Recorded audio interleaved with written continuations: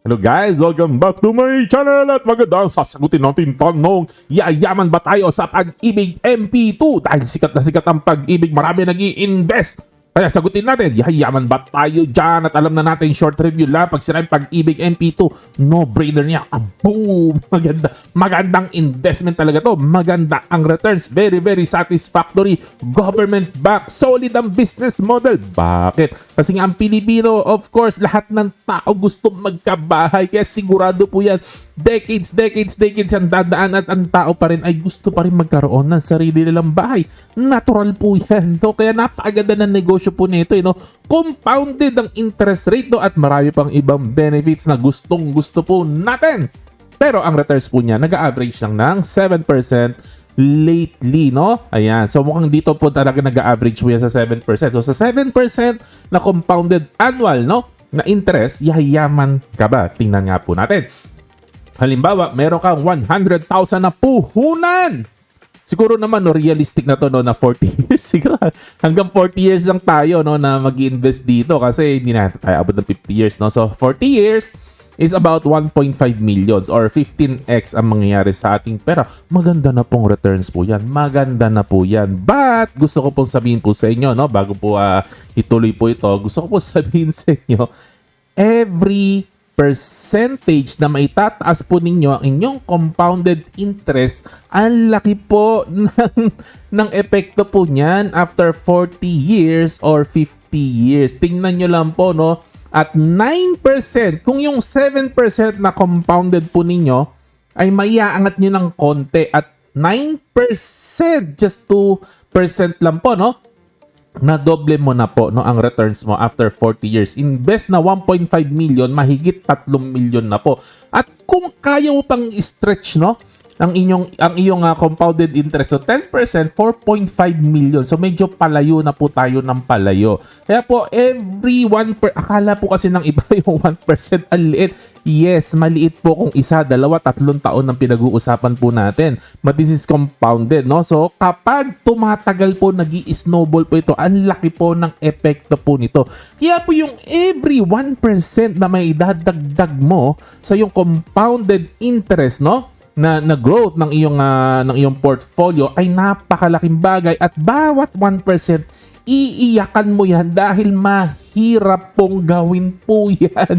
It's very easy to do 7% kasi marami naman, no? Marami kang mga choices at isa na dito si MP2 pero pag nag-8-9%, ang hirap na po ito, pahirap na po ito. Especially pag gusto mo po is above 10%, napakahirap na po niyang gawin. Ito po ay mga pag umabot yan ng 14% territory na po ng mga super investor po yan, yung mga double digit po niyan. Mahirap na po yan, 14% and above. Sobrang iiyak ka na po dyan. No? Okay, so the magic happens no at around 10%. Ito po talaga ang reality po niyan. The magic happens no at around 10%, hindi at 7%. 7% is a little bit slow. Kung ang goal po natin ay yumaman, medyo mabagal po ang 7% para po tayo ay yumaman. Ang reality po, ang MP2 hindi naman po talaga ito dinesign para payamanin ang lahat ng tao at makabili tayo ng mansyon, makabili tayo ng yate. Hindi yun ang intention po ng MP2. Ito po ay good starting investment po para sa lahat ng Pilipino. Napakaganda, no? Habang wala kang time or talagang nag-i-start ka pa lang, very confused ka, of course, magandang mag-start ka sa MP2. At of course, at long term, maganda po na meron kang solid, dependable na part or composition ng portfolio mo na napaka-solid. So, component po ito, component ng portfolio po ninyo, no? Yun. So, yung po talaga mga purpose po nito or yung mga tao na naghahanap po ng magandang fixed and stable na income, maganda po ito, MP2. Pero hindi po ito dinesign para makabili tayo ng mansyon, kotse, yate. Okay? Ang pagyaman po, kung ang target natin ay yumaman, no? Ito lang yung mga paraan tayo ay yumaman. Either we are very lucky, pinanganak tayo mayaman talaga, no? At tayo ay, alam mo, napamangkin ni Henry C., anak ni Henry C., no? Or napamanahan tayo, may kamag-anak tayo mayaman na tegi, nanalo tayo sa loto, whatever, no? Or we are very hardworking sa business or sa career na talaga meron yumayaman sa career, talaga totoo po ito. Kahit swelduhan, meron po talaga, may yumayaman po talaga. Or we are very very smart. Talagang matalino po talaga at magaling sa diskarte. Ayun, no? Or combination ng tatlong ito. Maswerte ka na, masipag ka, tapos very smart ka. Ayan, pwede po talaga tayo yumaman. And yung last, no, ito ano lang, katuwaan lang naman, no? Kung gusto nyo ng shortcut talaga, questionable or illegal things, pero wag nyong gagawin po yan. Pero pwede rin yumaman po dyan, no? Ayan. So, ang masasabi ko po talaga, no, kung ang gusto talaga natin ay talagang yumaman po tayo sa stock investing, or talagang maging maganda, no, ang ating stock investing, target talaga natin minimum ng 10%. Kaya ito madalas po talaga na tinuturo ko po sa inyo, no, ang hurdle po talaga natin is 10%.